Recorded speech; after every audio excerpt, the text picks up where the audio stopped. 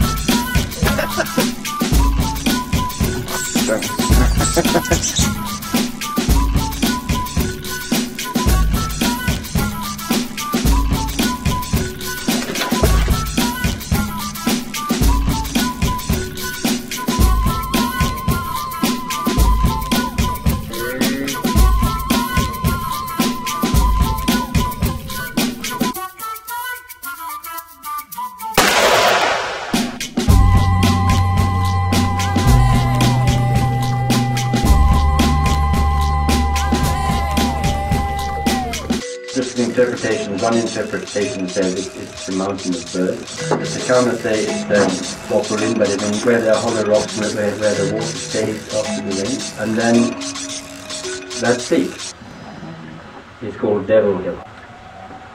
Maybe that's why no one's been up there.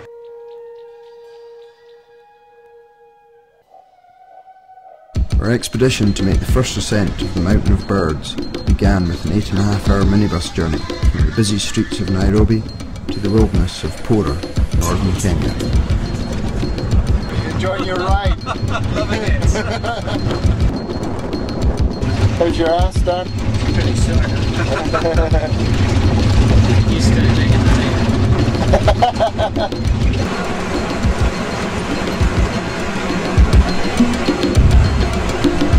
How are you feeling 7.5 hours into the journey now? Doing shitless. I'm gonna go there. You got anything to say to it?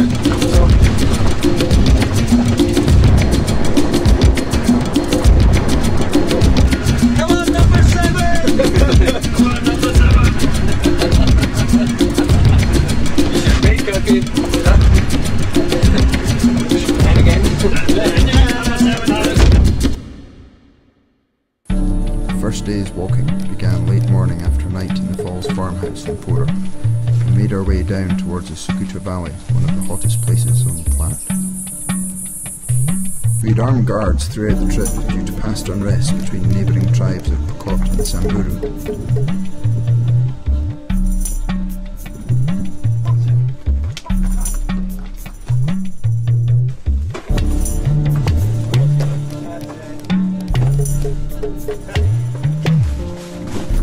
We found that most things were trying to bite or eat us in this arid country, including the vegetation.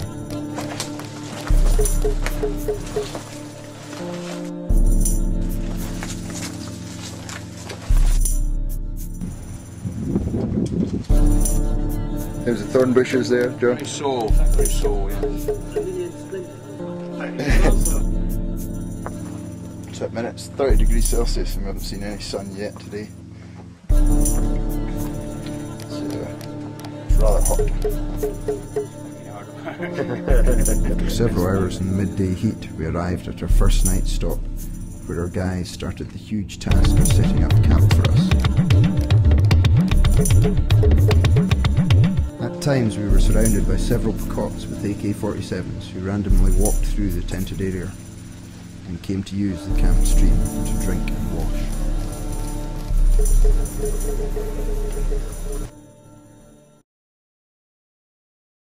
Breakfast the next morning, made by John, eaten by all. Why is he called that?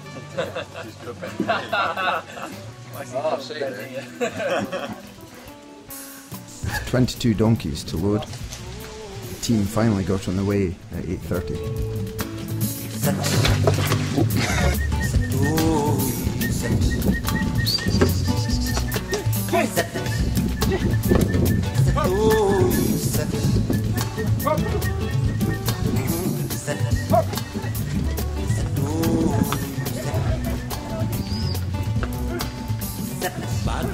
We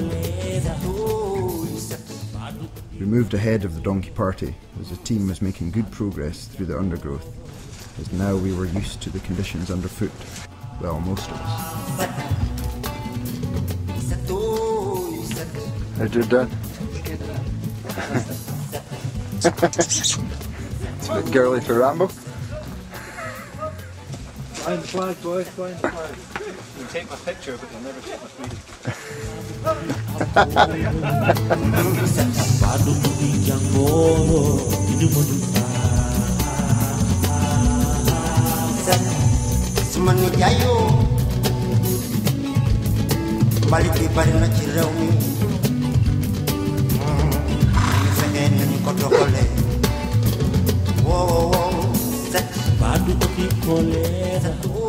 Moving fast, we reached Camp 2 by mid-afternoon, and the setting out began again.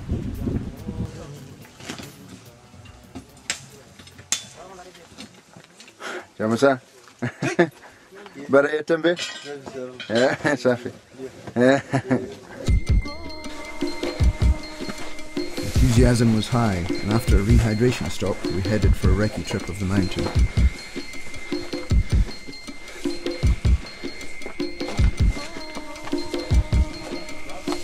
Interesting. Look, it does actually look chossy as fuck. Truth. Yeah. It's a big beast. Fantastic big rock, especially if you're a botanist. Good. Yeah. What do you think of the mountain now, guys? Be happy with the work. It's only a slightly tottering fire choss. In places.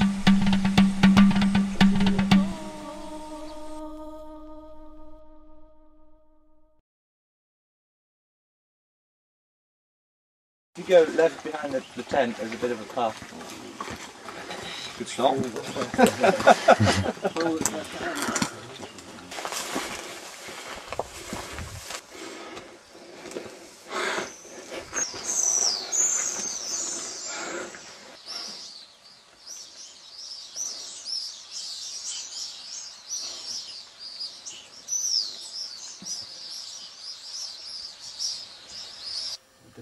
Difficulty at the moment is not a great deal of gear.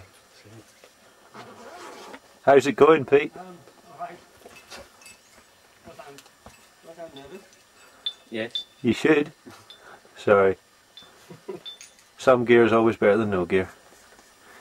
Even if it is psychological. If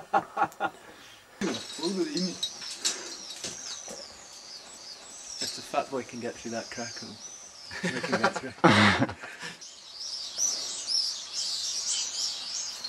Technically not as hard. It's just the rock is loose. You're just going to walk to the break off and it's a good test weight. Yeah. If the rocks can support his weight, then I can support anyone. Oh shit, my neck.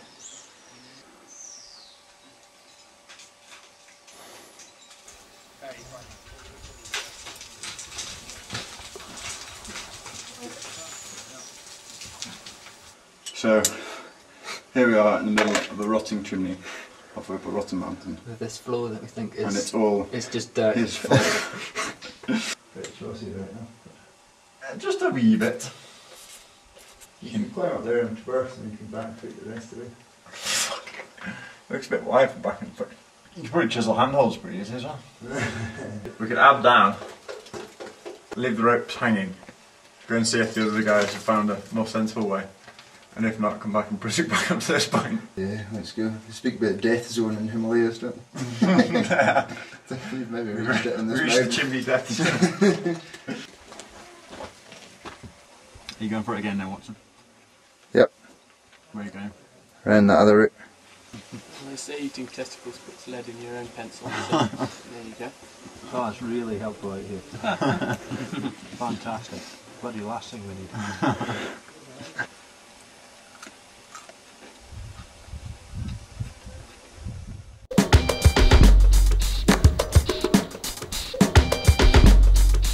Feeling confident? Tell the truth? Yes. Thank you.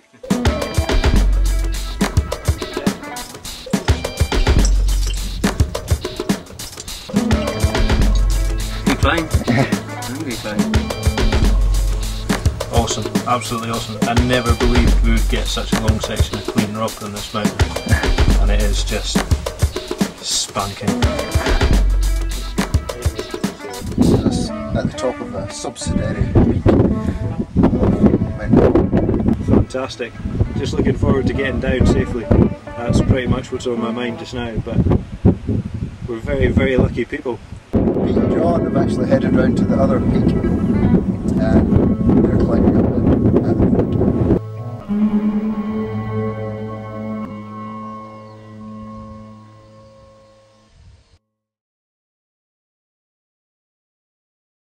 Here is the top, Pete! Yeah, it's great. Very good view.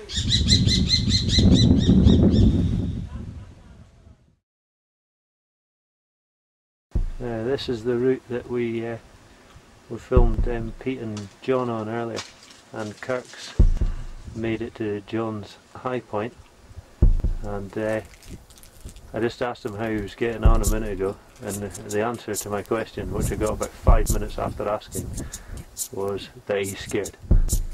And I don't blame him really, because we've been up there and it is not nice.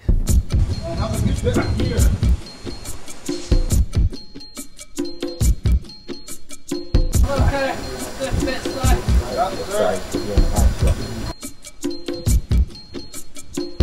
How often you see a Scotsman jamming?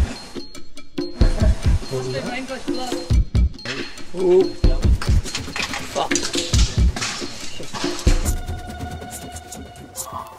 The temperatures reached in excess of 40 degrees Celsius this afternoon, and our water had run out a good while ago.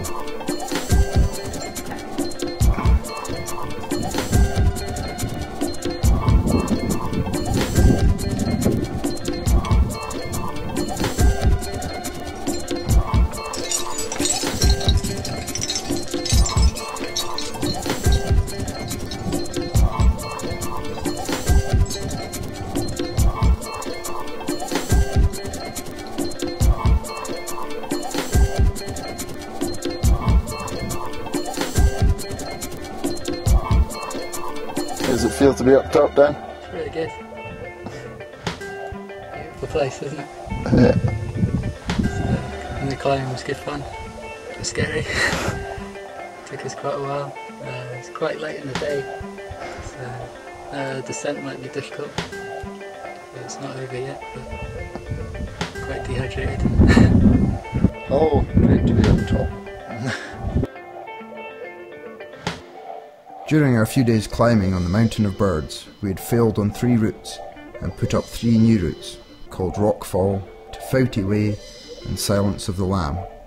And after Dan and myself had a near fainting dehydrated abseil in the dark, we arrived back in camp, unscathed by snake, scorpion or rock, for a beer and lamb chops. Smoking cigars, drinking beer. Walked for 2 days just smoking cigars.